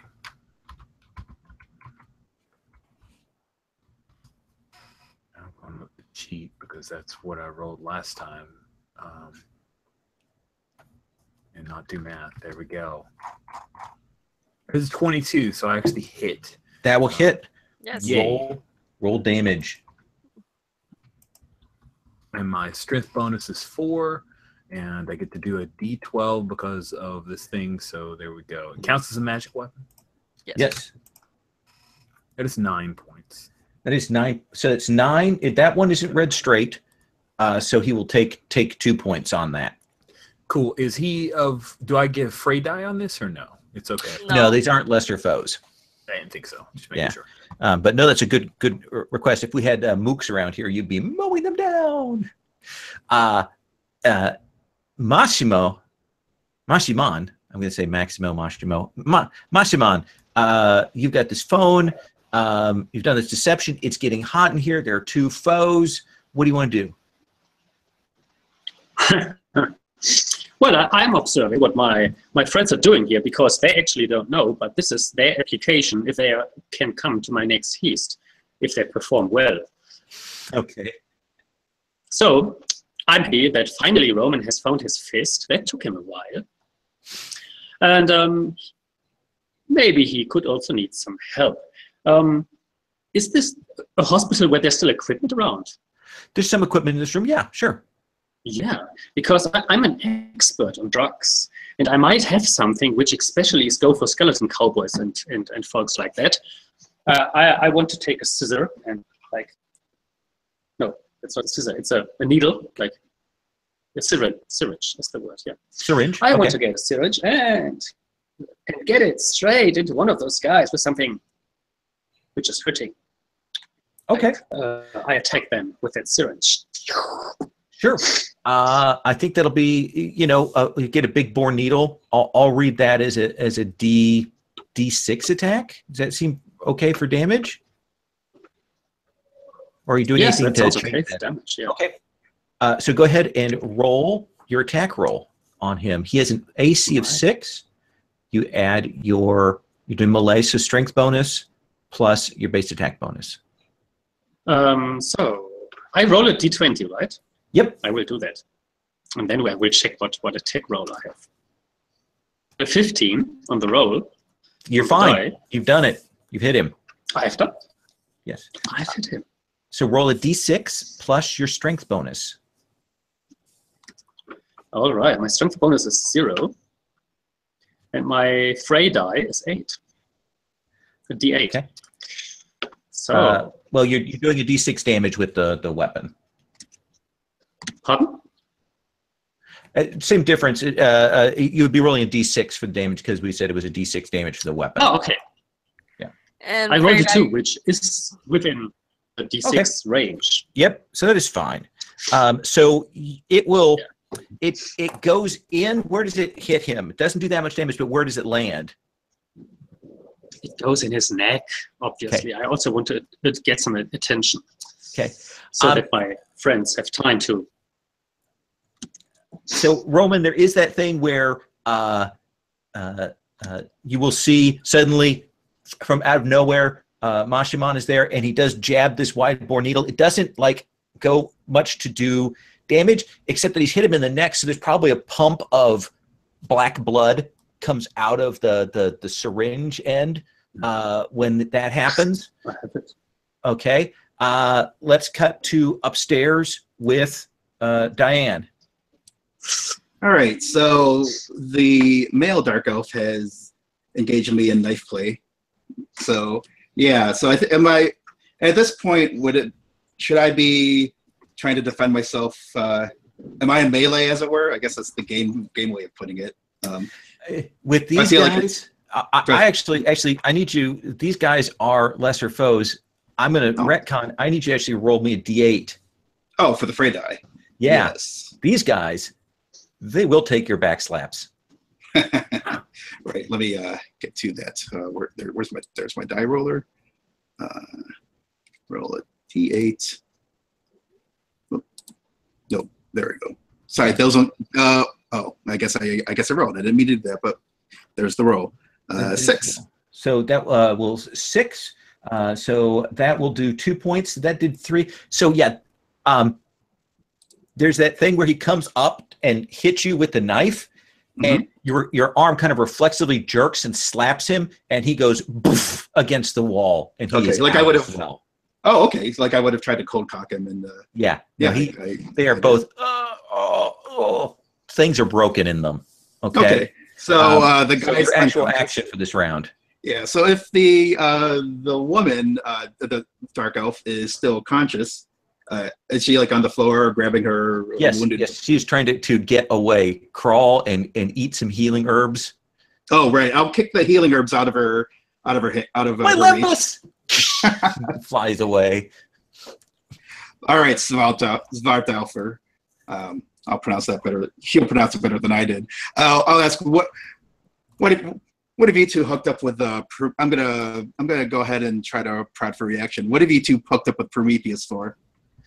He pays well. He pays well. We bring him Scions down on their luck.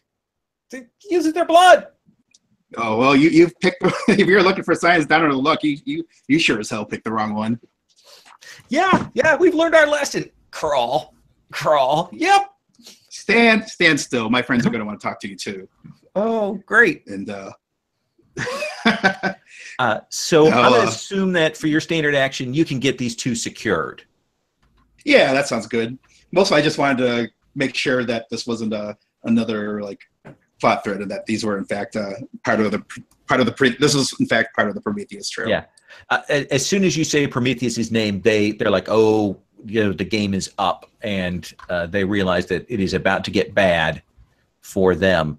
I've got 2 bad guys.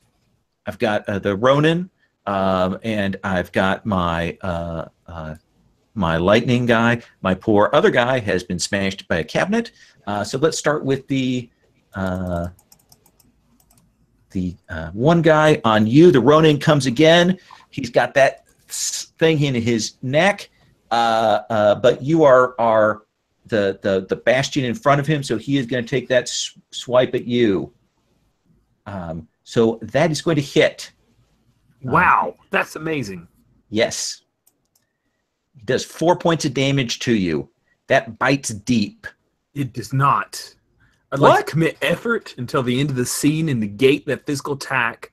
It can't ward off mental or spiritual damage types or magical effects that would provoke a spirit save, but I don't think any of that applies. So extends to only 1 round worth of damage when facing an ongoing peril. Perfect. He brings that blade down. You're open because you don't move fast, but he's like a blur, and he brings that down on you, and there's that thing where where his arms hurt because all of that reverberation goes into him, and that blade just stops on your skin. Wow, that's pretty wicked. And he's still got the blood pumping out of his neck too. Oh, God. You should have that looked at. My lightning throwing friend is still trying to track you who are bouncing around. He has a little bit less good roll trying to hit an AC 1. So that is going to hit. And unless you have luck that's salted. Even my salted luck would make it hit, so I'm saving that for other stuff. Okay. So I'm going to roll that. Plus 2 is 5. So that's going to be just 1 point of damage to you. Oh, good. Just barely misses you. Bad guys in reserve will do their little clock. So let's come back to you, Ben. This guy fired lightning past you. What do you want to do? Fire back. Okay, just let loose. And again, the temperature of the room goes up another 10 degrees when you do that. His AC is 6. All right. That hits.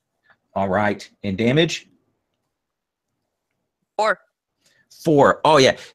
He is burnt. I mean, that cloak that he is on, the duster is in ashes. You can see that the clothing there is kind of burning. He's got that scars. He is trying to keep his energy together. The wind and lightning are kind of rolling across him. He's trying to knit his damage up with no real success. Roman, we can go in the same order, so I'm going to go to you now. What do you want to do?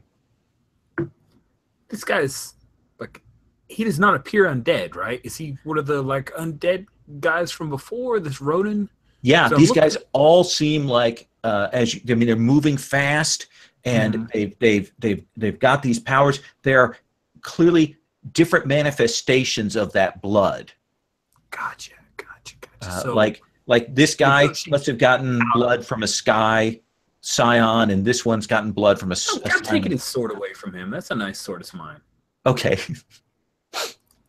All right. Then let's do that as an attack roll. Okay. And if you roll really well on damage, I'll let you take away his blade.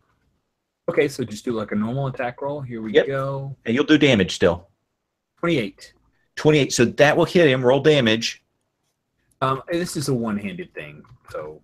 Okay. That makes sense. 8. So that'll be 2 points. So you get this nice blade from him, Rich, from Roman. You got that in your hands, and you do hit him, and he'll stagger back, and you'll see him go, and there are more swords in his hands. Did my sword disappear? No, you still have your sword. Cool. I'm not really good at this, but this could be fun. Okay. Swords for everyone. Yes, it looks like they appear out of midair, and they look very different. Like one of them looks like a knight sword, another one looks like Cloud sword from Final Fantasy. So he's got these absurd Cloud sword from Final there. Fantasy, so it's like scraping the ceiling. The ceiling. Okay. Yeah, Roman holding his katana will just mutter, "Oh, great! Everyone, look under your seats. You get a sword. You get a sword." And you're also sweat is pouring down on you there. It looks like it's probably gotten too hot in here for Mashiman, so he will move out for the moment. Let's come back up to you. You've got these 2 secured up there, Diane. Mm-hmm. And there's the heat is pouring out of that basement. What do you want to do? That can't be good. Yeah, if I'll just turn to the Archivist and says, "Behave, and I won't kill you." And then I'll look, and I'll run. I'll just try to move over to see what's going on over there, and if I need to provide some cover fire, I will do so. You dash down. What you will see is there is the one gunslinger who's sort of flying, got a lightning around him, but he is badly burned, and he is just letting loose with these lightning shots as Ben is sort of dodging out of the way. There's a guy with these absurdly large swords who's nice fighting Roman, who's got this blood needle, and Roman's got a blade now too. Where he got that, you're not sure. So what do you want to do? I'm gonna shoot the stormer. Okay. I'm gonna try to, because I don't like all that electricity flying around in such a small contained space. So, yeah, what should my roll be for that? So his AC is 6. So roll your. Are you attacking melee or? Oh, range? I'm shooting. Shooting. I'm okay. range. So dexterity plus base attack bonus plus 6. Ooh, I just missed him, I think. Okay. I am gonna give you my luck, so use hit barely. Thank you. There's that little bit of a shift and adjust, and you will land that shot. Go ahead and roll your damage. And for the pistols, is it still D8? Yeah. Plus your dex bonus. Okay. Oh, there we go. All right. 6 damage, translating to 2. 2. So that will hit him. He's kind of fallen back. He's trying to keep himself up on the wall. He's gathering the electricity around him, and you'll hear that sort of amping sound starting to get louder in here as he draws that to him. Mashaman, what do you want to do? You're muted. Well, yes. I'm the doctor, and I just got a little blood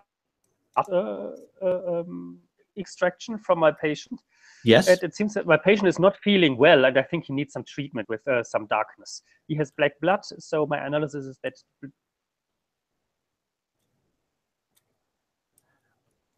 Missed that last part there. He might find inner peace if I add some darkness to his soul. Some good darkness, and so I have this special ability of throwing darkness at people, which is magical damage, and I will do so. Okay. When you shape it to throw it at him, what does it look like? I need to pick up darkness, and I take it from his own blood. Oh, okay. So stab him with that. Nice. Like, and I send it like needles back to him. All right. Roll a d20. I roll a d20. The dice is rolling. Are rolling, and d20 is saying that it is rolling, but I don't see a result there yet. Maybe you can roll for me. Anybody? I think it'll take a while. Roll 20 connection. Yeah. Okay. Then I roll on the hangout window. Sure. And I get an 11. 11. That is just enough because you're adding 10 to your roll, so you will hit him. And we take the roll that you declared there, so that is cool. Now, unfortunately, I need you to roll me damage. What is the damage of those knives? D10. They do D10. Okay. I also D10, roll them in the hang. plus 2. Yep. That's a 10. 10 points of damage. I'm happy. Oh, so that'll translate to 4, which is a hefty amount. So, Roman, you will see that darkness hit this guy, and he staggers. He is trying to keep his hands. He probably drops one of the swords from the sheer pain of that. And probably the cloud sword because it's so big. Yes. So he is going to try and hit you, Roman, with the blade. My AC is a 9, so he probably will. Wait, total AC 8. Why do I have a total AC of 8? Is that Dex? Dex bonus gives me +1, so it's an 8. 8. So he will hit you, and he will do 3 points of damage. Ouch. Does that cut? Lightning guy is... Oh, I can't do that in here. Okay, so he is just going to try and shoot you again desperately. So that will hit. Do I want to spend fortune? Do you want to? I'm debating that. I will say yes. I want to spend fortune, spend my last effort. Now I can't really do salting away the log anymore. Okay. So I'll spend fortune, so he has to reroll. Okay, so I will roll again. And it's the exact same thing. Joy. Yes. That is the luck of luck. Yes. So I'm going to roll the D8 plus 2. So that's a 5. So that's 1 point of damage. It is a sad show there from him. It is. So let's have you start that next round. Throw fire at him. Yeah, he's against the wall. He's taking that shot. He's kind of cornered. He's trying to pull all the electricity here. AC of 6. Yeah, that hits. Oh yeah, and damage. 5, so that translates to 1, I believe, or 1. 2. Yeah. He is still up. Last leg. You see him raising his guns again. He's going to get one more shot. He knows he can take you down with that last shot. Roman. Oh, man. So this guy seems like we've got 2 people. How? Just a quick glance over to Ben. How's Ben looking? Is Ben okay? Does Ben look Ben is not okay, but awesome. I'm throwing my sword. I'm throwing my sword at the storm. Okay. AC 6. No, I am kicking the cloud sword at the storm. Oh, even better. Thank you. All right. All right. AC 6.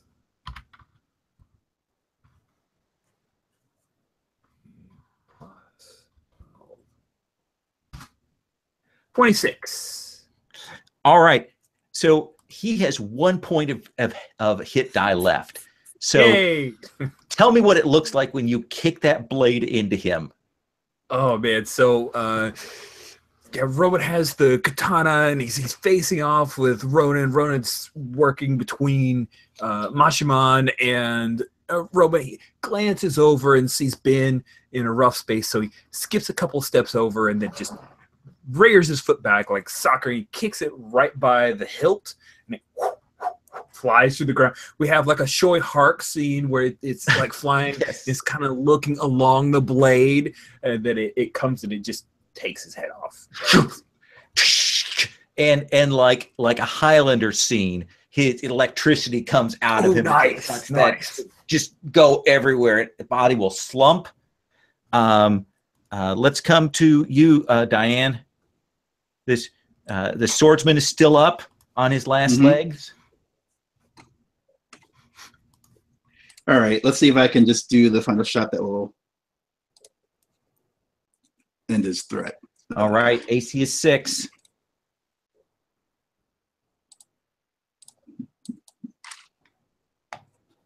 Oh, yeah. So definite hit. And your damage? That looks like 2 points of damage. No, 1 point of damage. So much like the sky cowboy before him, he staggers back. That hit, that shot, he's turning. He knows he is going to get one more shot. He is going to take off Roman's head. Going to use his last strength to do that. Mashiman? Awesome. He will not, because I do a miracle now. It's time for Mashiman to show his power. Okay. I paint a sphere of darkness around. Can't see anymore and won't find his target. I give up 1 effort for the day to put this sphere of darkness. Perfect. He'll be caught in that. So he'll be caught in that. You can see through it. There's that thing where he is just going on the sheer desire to get that blade into Roman, and he tries and he's lost, and he'll just drop. Tries to get at him, but he can't, and that just finishes him and collapse. And much like the guys before, that he'll drop and his body is burned out. Whatever the blood was that he had in him, it has run its course, and he drops. And there's just the crackle of sparks and electricity in the room, and the smell of burning from all the flames that Ben has been throwing around in here. Yay, we won. And apparently we murdered 3 more people. Joy. So what do you guys want to do? I'll turn back to the Dark Elves and Okay. lead them back to where everyone else is. Okay. Roman, you do anything in here? Keeping the sword. Okay. Maybe grab the scabbard. Did he have a scabbard? Yeah. Okay, do that. Grab the scabbard. Nobody or anyone around? Is there anyone coughing? I just want to just check. Nope. Looks like no innocents down here. It's a closed clinic. Ben, you I okay? did my best to cough a bit. I cough a little bit, but Roman has something to do. Need me to lift you up? I'll carry you. No, I'm fine. I'm fine-ish. Finish works. Yeah. Die, you all right, cuz? It was so good to be your companion. I know the end of our journey has come to. Yeah, I'm fine. I caught our Svartalfers. Oh, hey, those guys. It's okay to call you guys that, by the way. I'm not being a racist, am I? No, we're good. Okay. It's descriptive. All right. Yeah, pull my shirt up and cough a little bit. Make sure Mashiman and Ben get out, and we'll head upstairs. Yeah. All right. So I look at the Dark Elves and I'm like, you believe me now? Yes, absolutely. Anything you wish to say, we will be buying whatever line of goods you wish to sell us. Absolutely. We are 110% with you. and sure enough, they were 110% with Prometheus, with the guy we're looking for. Economics? Simple economics? All right. Can you explain everything? So you will get the story from them, that apparently Prometheus rolled into town some time ago, and Vegas is a place where even people powerful like you guys, can go down on their luck. And he used these Dark Elves to find people of power, and to get a little bit of their blood, to make his own versions of Scions, and that they'll say there were 7 of them that they brought to him, though less now. Clearly. So if there are 7, we've met 4 of them. Yeah, sounds about right. So are the 3 others in town? Yes, they should be in town. And I'm going to kind of epilogue here, because I want to kind of capstone this and get an epilogue bit from you guys. You'll get to the Riviera, and Prometheus and the other 3 of his Magnificent 7 have skipped. So if we were to continue on, we'd be pursuing them and finding out the rest of his plan. But you've disrupted his current operations, his attempt to make a casino filled with atomic ghosts, and boy. So you've got that, and so we would continue on from that point. So let's get like an epilogue bit from everybody, sort of describing stuff. So Ben, what is the sort of epilogue shot we see, either in the credits or at the end of the episode of you in Vegas?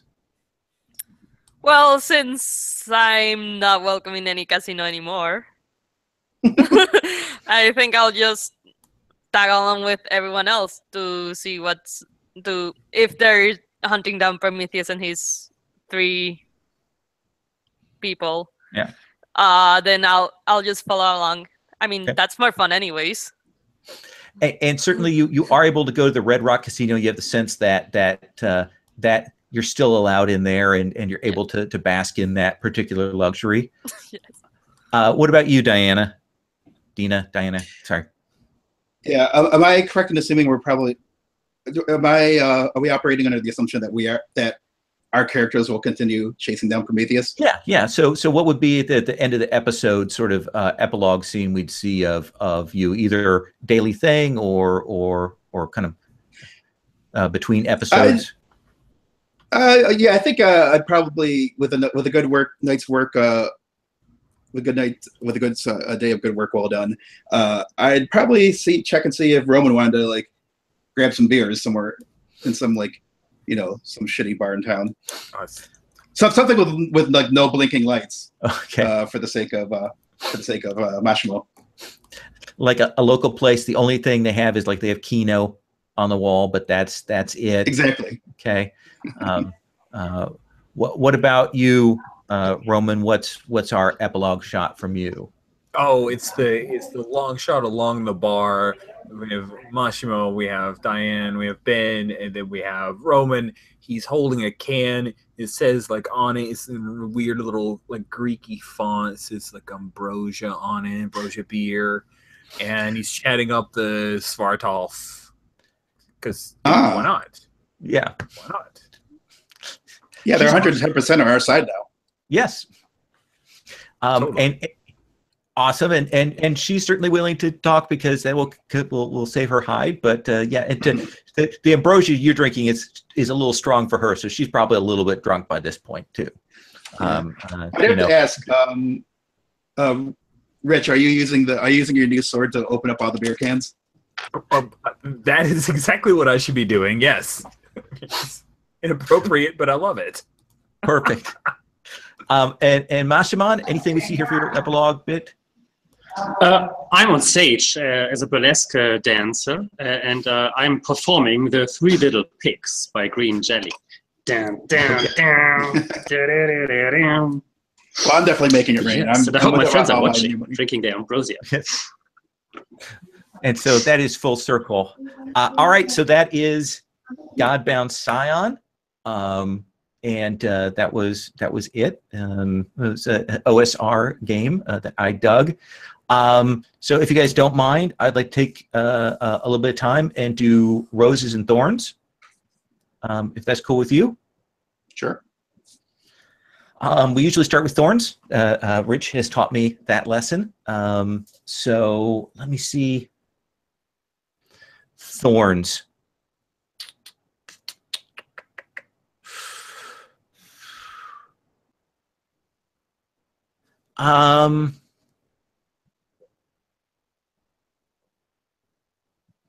Maybe I could have made things move a little faster at the beginning of last session with the character creation stuff. That might have been good. Though I really do like doing the character relationships and getting those things established. But maybe I could have moved that faster, giving us a little more time to get some scenes on the table last session. I think that would have made it a stronger session.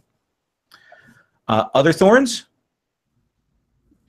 Garrett's connection. I love Garrett, and whenever Garrett keeps dropping in and out, like I see Garrett left group chat, Garrett joined group chat, Garrett left group chat, Garrett joined group. Poor guy bouncing. I appreciate you not giving up, but dang it, internet connection. I wish you were better.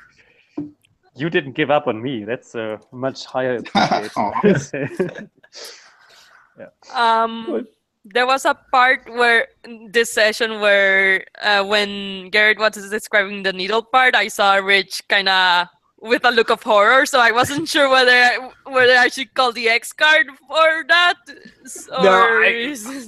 No, I appreciate that, and thanks for looking out for me, Maria. But I would X card if it really bothered me. It's more of a like I get to lay and be like, like that would freak my wife out. She would probably X card at me. I'm like, ew, that's super gross. Yay, this is gross. Yeah. Oh, So yeah. I wasn't sure whether, yeah, that's the thing. I wasn't sure whether to.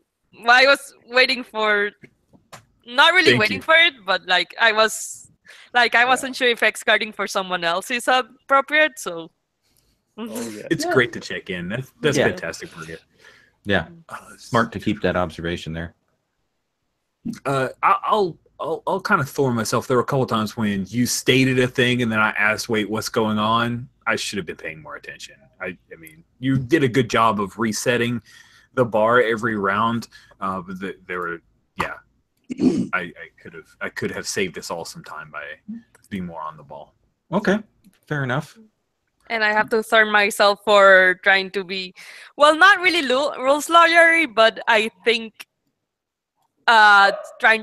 especially in the first session, I was like trying to get the say for other people, which is a problem that I have, just saying because I know the rules. Mhm. So yeah, but it's not my job because I'm not GM. So I tried to tone that back this session because I noticed that last session. So I will tell you, I have that problem. I have to, especially when I'm playing and I'm not GMing, I'd be like, oh, and jump on. Well, it's you need 12. So I have complete sympathy with that. Yeah. It is a bad habit I have to break. But I don't think it was that bad. I mean, it wasn't disruptive for me, at least as a GM. all right. I actually I'm appreciated not- that because. yeah. Oh, sorry. Go ahead, Garrett. I'm you first because I'm not related to that.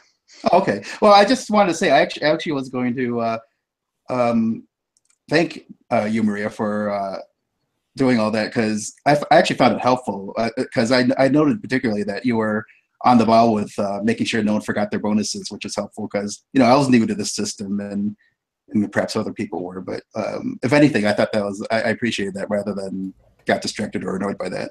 Yeah. Thank you. It is a game where it's easy to forget those bonuses if you haven't done it. I mean, literally, when Rich and I did an entire session where he could not hit, and at the end I was like, "Are you adding in these bonuses?" And Rich was like, "No." Nope, I was dumb. I did not mind at all, Maria. Your stuff was helpful to me. So, Garrett Thorne. The system is not my thing. It's a personal thing, but it's I don't have this D&D background. I never really played D&D, so these specific stats that are around with wisdom and charisma and so on, they don't say anything to me. Oh, okay. And therefore, yeah, if there's no root, you really don't see a sense to have exactly these at the table if you play gods in such a setting. And the armor class and these things and hit dice and so on, that's so far away from my background. But totally okay for everybody else to live with this mindset, and I can understand that you don't have these issues. But that's a really good thing to bring to the table because it's not something that would have occurred to me. So I appreciate you bringing that up because I've been chewing my teeth on these, cutting my teeth on these for so long. So I live in the fiction anyway, so I do my thing. I roll my die, and then you tell me what happens. So that's perfect. I have Maria, I have you. I'm happy. Yeah, it is a game where I more have to stop and count the numbers than go, okay, just make a roll for me and we tell you what happens. So, can I go to roses? Anybody? I had a good time. I liked everybody's characters. I really, as long as it took, I really enjoyed that character creation bit we did in session 1. I liked the play. I didn't have a chance to get the bear out on the table, which is one of the elements I wanted to get on the table, and I had in my notes. So a little disappointed on that, but I dug the characters, and the embracing of the whole Scion over the topness. So I appreciate that. So that's my rose. Anybody else? superpowers are so cool to play with. I appreciated. Well, I already mentioned appreciating Maria's knowledge of the rules. It was a fun session. I enjoyed playing with everyone. Lowell, I thought you were really good at making sure everyone got their focus, like starting turns, picking specific people to start or turn off with, or the next phase of action. It's I know how easy it is to lose track of people because you're just trying to keep up with the plot and what people are doing. And it was helpful for me and everyone else. I imagine everyone else that you were making sure everyone got equal time to be able to get their thoughts or actions in. I think I really like the setup you set up that you had produced for the game. The idea of the atomic ghosts was really interesting. I think that was something that we could have had a lot of fun playing with. That's, I guess, I thought I enjoyed Mashimo very much, his antics. So Garrett, I did enjoy that. I get a sense you guys, I'm getting a sense you guys have played together before. Is that right? I hadn't played with Maria before. I haven't played Maria before. I've only played with Garrett before, out of this group. Cool. Yeah. Yeah, I enjoyed it. I'm glad I finally got to play Scion. This is a game I've had for years, and I love the idea of the background. I've never gotten to actually play it. Well, I can ask questions afterwards while we're still rosing. So. Yeah. I also enjoyed it a lot. It's like I wish it would be longer, but yeah. And it's part of also the system since it also shines on on longer campaigns. Yeah, I think that's true. I think you're right very much on that. Yeah. But you did well despite being like only 2 sessions, which is good. Yeah. Thank you. Other roses about the system, about the session, about the players? I also thought you did really good voice work. Oh, thank you. Yeah. Yes, I love it. Yeah, but it was one of those moments. I'm like, let's go talk to another NPC because yes. Because we get to see. Yeah. I like the setup of Las Vegas. I don't know if that's canon or if that was from Lowell's brain, with the idea that because it's so wacky with casinos and luck and everything that most gods don't traffic here. That seems like a really cool setup for like a Scion game. Like I would totally dig that. So that was pretty superb. I was super appreciative of the group actually sticking together a little bit more this session than the first session. Was really loose and kind of goofy, and there was that moment of like, and this sounds thorny, I'm sorry, but like it felt like I want to try out all these powers. I'm like, okay, but this time we were like working together, and that was good, and that made me happy. And I super love the action sequences. You have a great eye for detail and do not mind me referencing bad action movies. So I'm glad someone got me when I said Choi Hark, because I was thinking of Swordman 2 with Jet Li, where the Chinese ninjas threw giant stars, like Chinese stars, and then jumped on them, because it was the greatest thing I've ever seen. I like, it blew my mind. In any moment that I can slip in something like that, an homage to that moment, I will do it. And I liked all the characters, and I super love the relationship that the Deanna and Roman had. That was fun. Like, it was, because at first I'm thinking, wow, that character's super attractive. But they're cousins, and I'm like, oh, that's super cool. I'm gonna totally play with that. That sounds fun. Yeah, in the campaign, I definitely would have played with that a lot more. The idea of her being the Scion of Artemis, who was very, very well known for not being into the whole romance thing for the most part. So I think it would have been really enjoyable in campaign play to bounce off that. Yeah. Yet another Lowell game that I'm like, 2 sessions is I don't want just a taste anymore. I need more. Anything else, anybody? Yeah, I will it's say, like a super speed, super story. That's what I want to say. It's just a short amount of time of actual play we have, like, which is so cool to have such a nice story together. And yeah, I feel totally comfortable that whatever I do, that you bring me into the story again, and this safety net you offer, that's very important for me to really enjoy game, and I always do, and I did so this time. I'm happy to play with you, Michael, because I thank you very much for sometimes taking care for me on the chat when I was complaining about my bad connection or something. Highly appreciate it. I've had situations where I actually had to like drop out of a game because I was having technical difficulties. So I'm glad we were able to keep you in there. And Lowell, you did a really good job of keeping Mashimo in the action, or explaining Mashimo's constant disappearances. So yeah, it felt seamless. I mean, it certainly wasn't seamless for you, Garrett, but it felt seamless for us, and I definitely enjoyed playing with you, everyone else again too. Yeah, had a good time. Yeah, Michael, so good to play with you. Maria, both of you, great to have a chance to play with both of you, especially Maria, having chatted with you on Slack. So that's great. Garrett, always a pleasure. I never know what you're going to do, and I love it. So that's amazing. And Rich, so much of what I do, things you mentioned, roses and things, are things that I learned from you, dude. So I will admit I have upped my voice game over the last few months because you talked about it. So I've been working on that more. So I had a good time. Any questions or anything else we want to talk about before we go? I will say that the Vegas thing is mine. When I've run Scion before, that's how I've set it up, because I dig that. They have a Vegas thing in the Scion book, but I do a bunch of different stuff with it, and I think it's fun. And Las Vegas is very easy to research and find cool places in, so that makes it a great campaign city. I watched during what I probably should have been paying more attention, but I did watch a little video of the Riviera being blown up, which was they did like a fireworks display like I've never seen anything quite so presentational as exploding a building as in the way they do it in Las Vegas.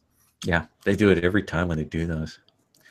Anything else? Yeah, just out of curiosity, why did you decide to go with the Godbound system? Have you tried the original White Wolf system, and what'd you think of that?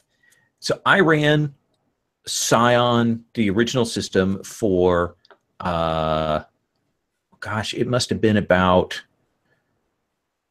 maybe 24 sessions. And when I got to the end of that, I was like, as God is my witness, I'm never running this system again. Because it was so many dice and so much crunch, and I had a wheel. You had to have a metal wheel with like magnets to keep track of ticks of actions, and it really burned me out. For people who like a little more crunch in their game and like the dice pool that White Wolf does, I think it's a good game at the lower levels. I bet it's insane at the higher levels. That being said, I did back the Scion Kickstarter just because I like the setting. But I think the system is got way too many moving parts in it. So that's me. And I'm guessing Godbound is just more elegant, especially since it follows OSR. And it's actually, like I mentioned before, it's like OSR, but not necessarily the same flavor as OSR. No, Crawford does a good job. Here's the thing is I can grok Godbound and a quick read, which is not something I could do with Scion, and not something I can do with some of the OSR games that I've looked at. So, wait, pardon my lack of knowledge about what's grok. Oh, to understand, to get, to be able to read and pick up right away. It's from the book Stranger in a Strange Land from like way long ago. It's an old guy reference. Super old guy reference. Full circle on that conversation. Yeah. All right. Well, thank you guys so much. I appreciate you taking the chance to try this out, and I loved the opportunity. I appreciate you being able to buy in with me on this, and I had a good time, and I'm going to stop the broadcast now.